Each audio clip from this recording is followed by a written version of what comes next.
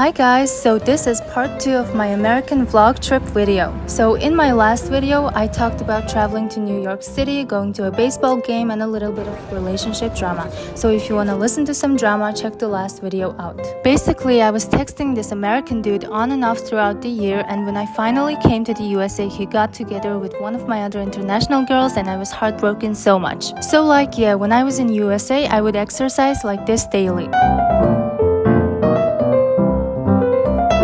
And I mentioned that we would go out to bars every other weekend, and I'm not really feeling that good talking about drama in my video. However, I do want to talk about some of the girls at my camp that excluded me so much.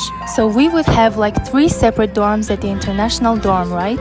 And I was obviously in one of the apartments. Let's call it apartment 2. Oh, by the way, this is 4th of July and we went out that day to watch fireworks. We went to this little town set by the river and watched a long firework. Okay, back to my story. I was in apartment 2 and the girls at that apartment just excluded me so much. At first it was fine, I was included and they tried to include me in things and we were getting along fine. But then one by one they started getting really cold towards me. I thought to myself, okay, maybe they're doing this because of my people-pleasing behavior, constantly trying to be included in things kind of behavior. But that's still not an excuse to be really mean towards me. And I also think it was partly because of this one guy too. Let's call him Peter. And the last year, Peter was really cold towards me, and we didn't really get along on social media. I thought he was pretty misogynistic. He had double standards because it felt like he was judging me because I posted a bikini photo. So that's why this year I had a thought in my mind going to the USA. I was not going to let him dictate my summer, and I was gonna outgrow him, make new friends, and have so much fun with my new friends while him just not being central to my story. We didn't have any relationships or anything. We weren't close. It's just that he seemed really sexist and seemed to look down on me. That's why I was irritated. And that's why I had a plan to make friends with the girls in apartment 2 and have fun and make this summer very central to my own needs. But then after the second week or so, Peter started hanging out in my apartment a lot. And I literally wanted him out because first of all, he just really shouldn't be hanging out in girls' apartment 24/7 because that's invasive. Second of all, I didn't really like him and I didn't want to see him all throughout summer. Okay, by the way, in this clip, I'm visiting New York again, and this time I'm visiting Central Park, and just before, I had a lunch by myself at Hard Rock, which was really nice.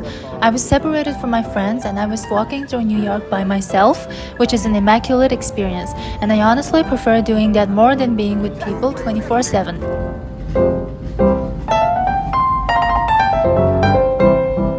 Okay, back to my story. So Peter started hanging out in my apartment a lot, and that was really invasive for me, but the girls in my apartment didn't think so because they just liked the attention, I guess. And Peter didn't give me as much attention as the girls in my apartment because first, he may have had bias against me, and secondly, he may have sensed that I didn't really like him that much.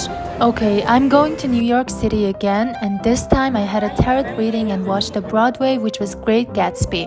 My first time watching a Broadway was absolutely amazing. I would have never guessed I was going to be watching Broadway in New York.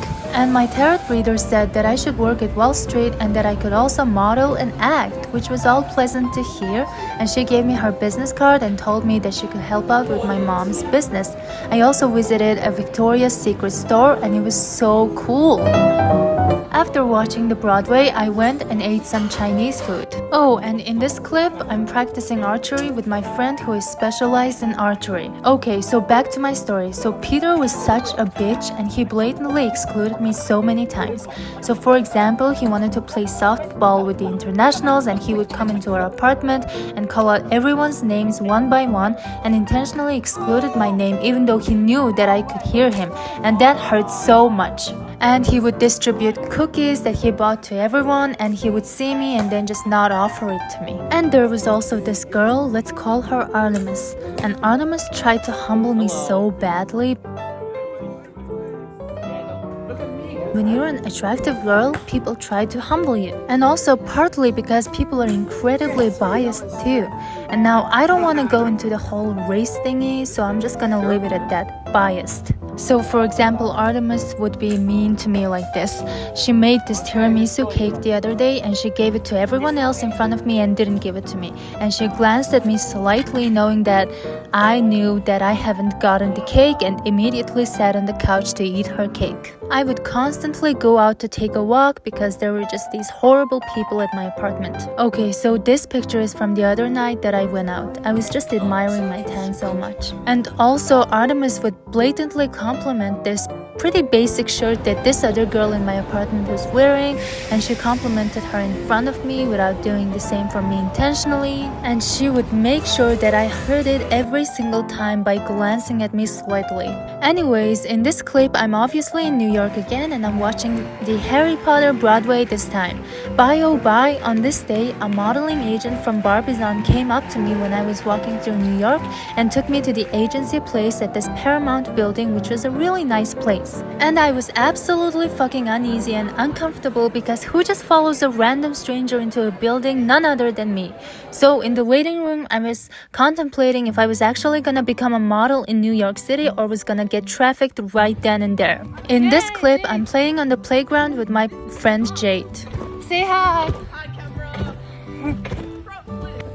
Do I like transfer? Yes, go girl! Hey, hey, hey, hey, hey. It's not really moving, bro. Why is it not moving? Because I'm not there. I'll just get Okay, look at me. exactly where I've been running. You know that song? No. Girl, what's a Taylor Swift song that you would know? Welcome to New York. Welcome to New York. Waiting for you. Welcome to New York. So, back to my story. A blonde, very conventionally attractive woman came out from the other room and called my name. I followed the blonde woman and we went into this very high-class fancy office, and she auditioned my walk and acting. Then she started promoting Barbizon and how she could connect me with well-known brands like H&M after I finished some type of course.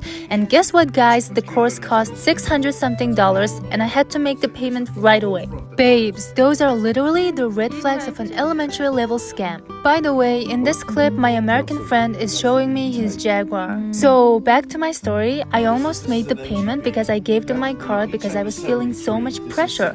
I literally called my mom saying, "Mom, I gave them my card, what do I do?" And she was the one who talked me out of it. She was like, "Go grab your card and get the fuck out of that building." So I grew a little bit of spine and went over to the lady and said, "I'm sorry, I can't do this. Give me back my card, please." So the lady gave me back my card and I just got the fuck out of there as fast as I could. So that was a story of how I almost got scammed in New York.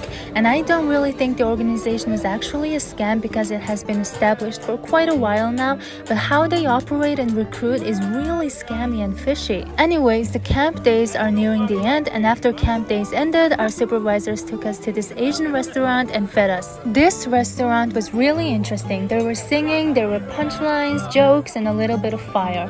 The chefs just come out and do all of this in front of us. And if it's someone's birthday, they sing you a hilarious birthday song. So every single table apparently always had a birthday person. Anyways, these were my camp days, a little bit dramatic, but still incomparable to anything else.